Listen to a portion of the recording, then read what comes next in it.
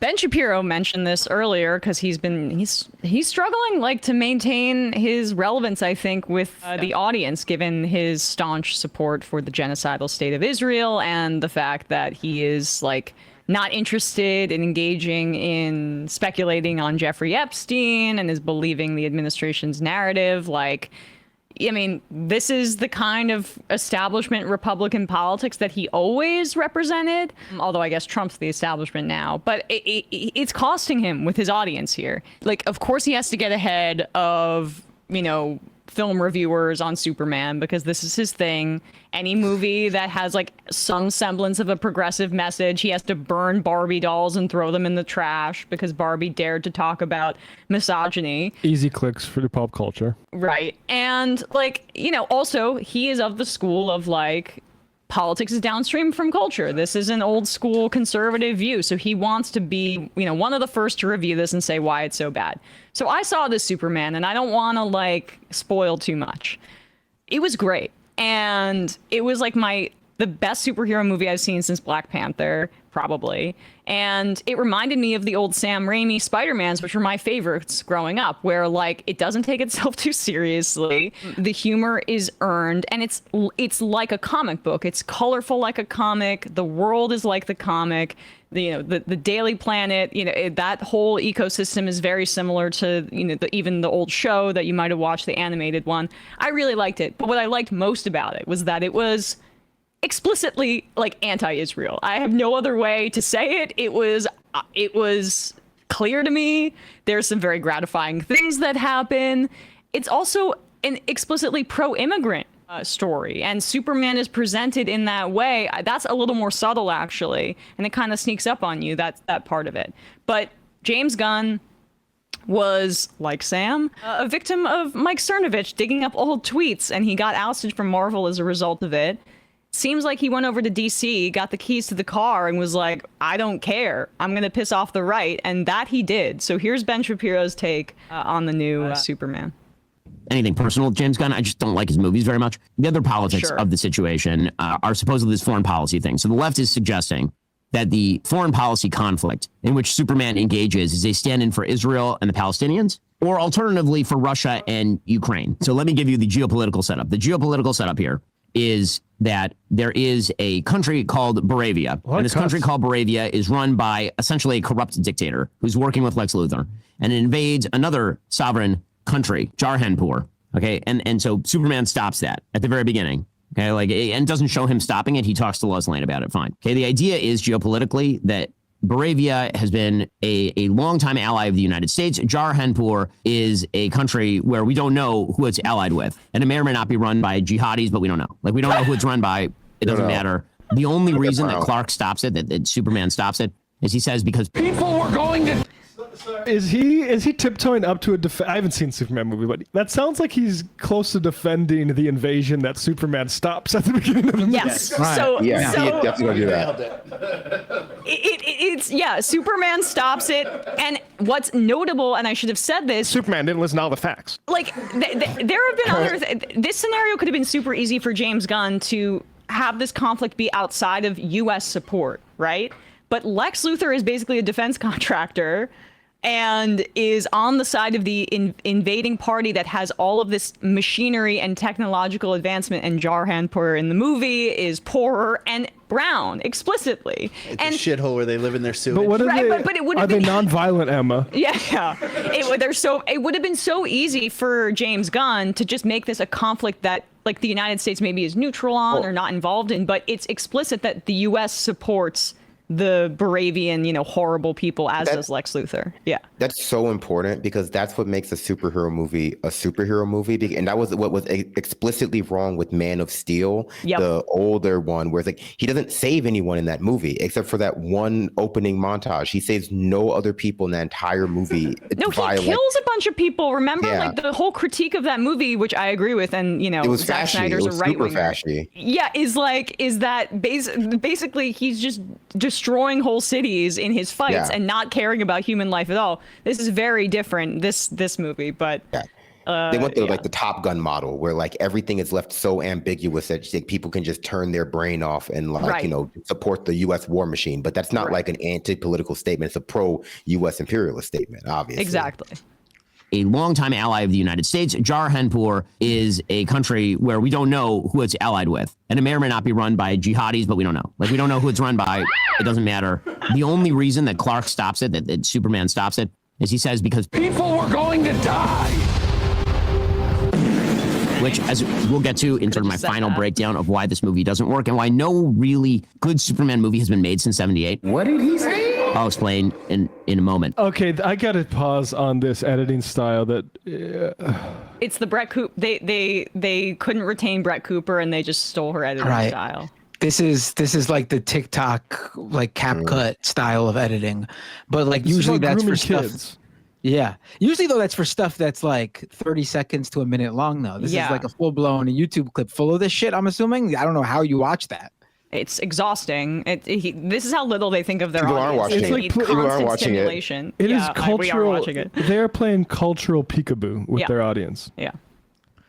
Good Superman movie has been made since 78. What did he say? I was just gonna say I get the insertion of like B-roll footage and stuff, but this is just like throwing in like random shit. Exclamation. Yeah. Just jingles and keys. Right. Which, as we'll get to in sort of my final breakdown of why this movie doesn't work and why no really good Superman movie has been made since 78. What did he say? I'll explain in a moment. The people of Jaharhanpur are brown. Look at my African American over here. The people of Bravia are white. Okay, so this is why the left is reading this as Israel, the Palestinians. The reason it doesn't work that way is because we are not made aware that the people of Jaharhanpur are either wildly terrorism supportive, that they've participated in multiple terrorist attacks on the people of Bravia. They're led by a corrupt dictatorship that murders gay people, right? None of that's in the movie. So it doesn't match up that way. Can you just pause it for a sec? Israel just bombed Iran, and it was a facility where there were a variety of different political dissidents there, and they killed about 100 trans people who were being housed there. They bombed a trans prison. Yeah, they bombed a trans prison. So and no, like, there also is the point made that, like, you know, he I don't know if he missed this part, but they talk about how I think Superman says, I don't need to agree with their government to defend them from being invaded. And they have a map that comes up. I'm sorry, but like, he's kind of spoiling a lot of it, at least not the end, but the plot. Like, they have a plot that where they show this like leader of the other country looking at Jaharhanpur and dividing it and calling it New Jaharhanpur and partitioning it. Like, it's quite clear what they're evoking. Also, the Greater Moravia Project. Yeah. It's the Moravia. Moravia. The Israels are the Moravians. Yes. So did the Moravians also do terrorist attacks to construct their nationalism like Israel did? Which eventually everyone talked, maybe Avi Shlaim about that, or bombing the King David Hotel. Like, terrorism, no one's really guilt-free of terrorism. And as Nelson Mandela would say, the form of resistance often mirrors the form taken by that of the oppressor. Right. It's also so funny when people on the far right try to like reference their like the treatment of LGBTQ people in these places as though they don't want to treat LGBTQ people at the very least as second-class citizens in the country that they live in right now. It's just a clear way to gesture to this idea that they're like so much more barbaric than we are. Savages.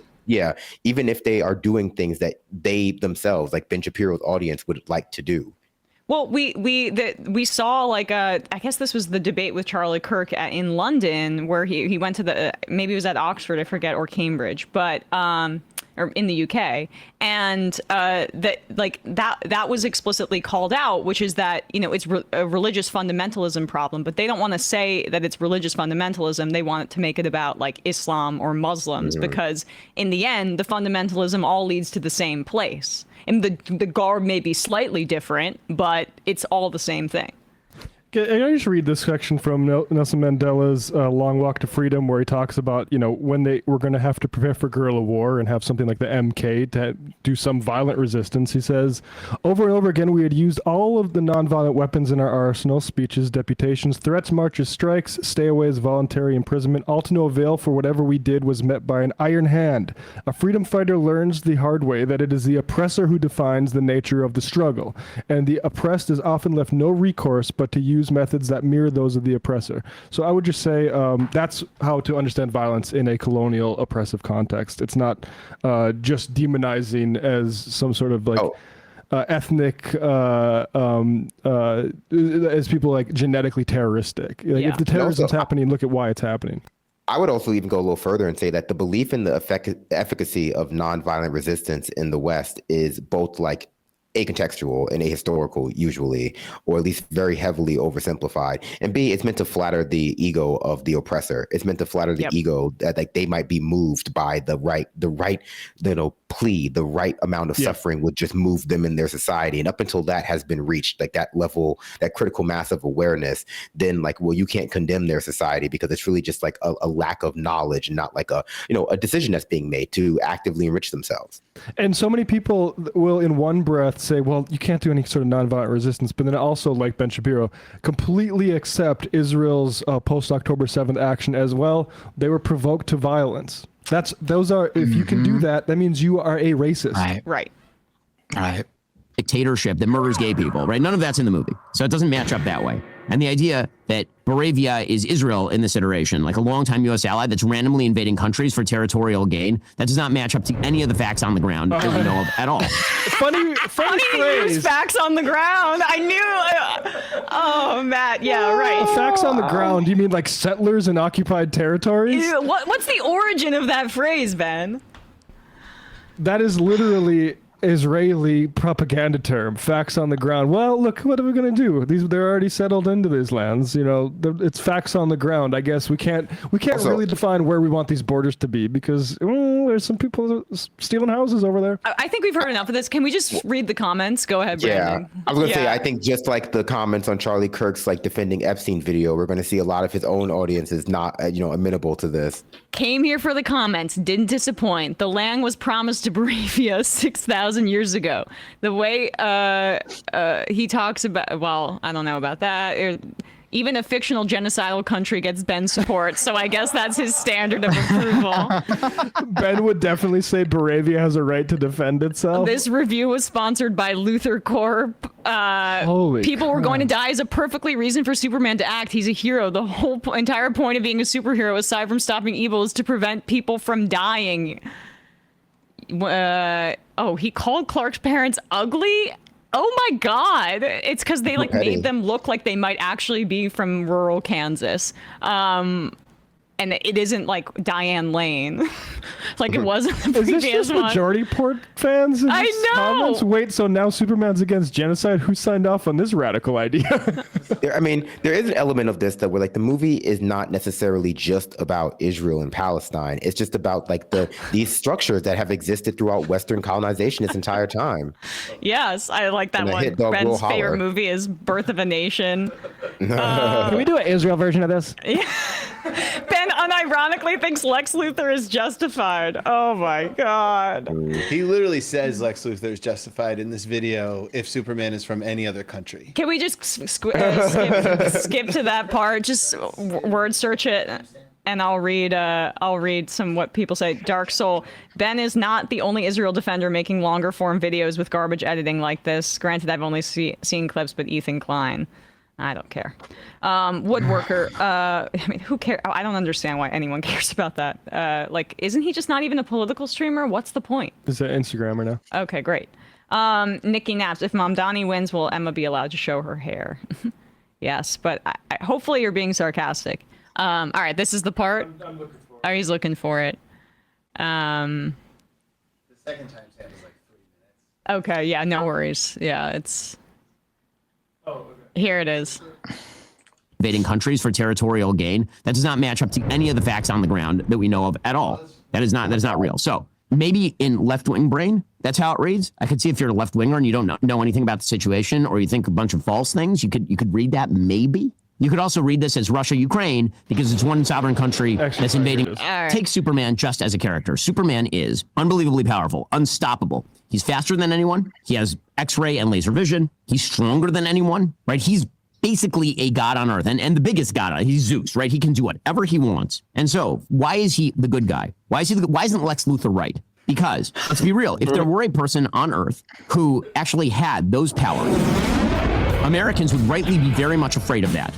Correctly. As Federalist 51 suggests, you need ambition to counteract ambition. If any one person had ultimate power, what you're really talking about is a philosopher king. And that's pretty scary because that person could be a dictator, simply doing whatever they want to the world. The only reason why Superman would be a hero as opposed to a villain is because he grew up in America, because he has the American way, right? He's emblematic of what America is. May blunder, may make mistakes, but overall stands for freedom and liberty and private property and free speech and all of those things. Well, actually, Superman has been against landlords in the past, but I will say, no, that's wrong. The reason he makes him a hero is because he does what he's mad at, that he like stands up for the downtrodden against like the powerful. That's what makes him a hero, not his natural origin. Has Superman ever shared an opinion on personal property? I don't like to do this very often, but I did ask the AI for the AI overview of this. Superman will often depicted as a protector of society. Doesn't typically involve himself in private property disputes.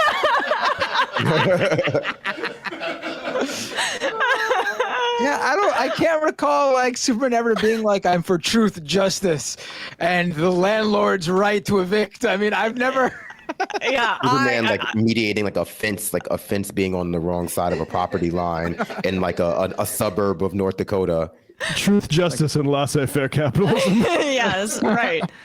Superman famously against the Keynesian economic model. We have some good IMs here. JR in Philly, Superman stands for charter schools. Superman is pro-abundance. I wish the Daily Wire still had their financial resources to burn all their money on movies that no one was ever going to watch, so Ben could star in like pro-private property Superman. Yeah, bring Jeremy Boring back. Give him more millions of dollars to burn. Yes. Anti-woke Superman who loves Israel. Isn't that just that edit of Trump? Pro-Israel Superman? Yeah, right.